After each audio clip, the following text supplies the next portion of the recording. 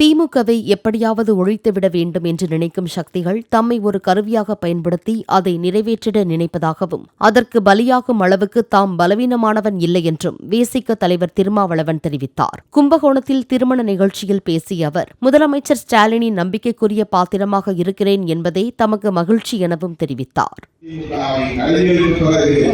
இல்லாமல் செய்திட வேண்டும் என்று கருதினார்கள்.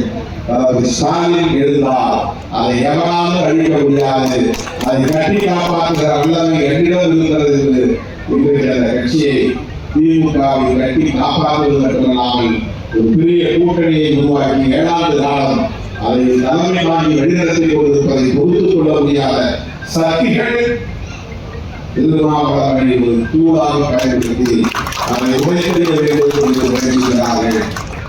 அதற்கு பணியாளர்களுடைய அளவுக்கு பலவீனமான வேலை திருமாவளவன். சென்னை விமான நிலையத்தில் செய்தியாளர்களிடம் பேசிய திருமாவளவன், ஒரு கட்சிக்கு ஒருவர் வந்துவிட்டால் அவர் எவ்வளவு பெரிய ஆளாக இருந்தாலும் கட்சியின் நடைமுறைக்கு இணங்கி செயல்பட வேண்டும் என்று தெரிவித்தார். பொது வாழ்வில் ஈடுபட வேண்டும் என்று நினைக்கும் ஆதவ் அர்ஜுனாவை வரவேற்பதாகவும், ஆனால் அதற்கு அவசரப்படக்கூடாது என்றும் அவர் தெரிவித்தார். கட்சிக்குள் வந்துவிட்டால் எவ்வளவு பெரிய ஆற்றல் படைத்தவர்களாக இருந்தாலும் கூட அந்த கட்சிக்கு கட்டுப்படுவது முக்கியமானது. அந்த கட்சியின் நடைமுறைகளுக்கு இணங்க செயல்படுவது முக்கியமானது. பொது வாழ்க்கையில் ஈடுபட வேண்டும் என்கிற துடிப்பை கொண்டிருக்கிறார். தலித்துகள், பழங்குடிகள் போன்ற விளிம்பு நிலை மக்களின் நலன்களுக்காக போராட வேண்டும் என்கிற எண்ணமும் அவரிடத்தில் இருப்பதை வரவேற்கிறோம்.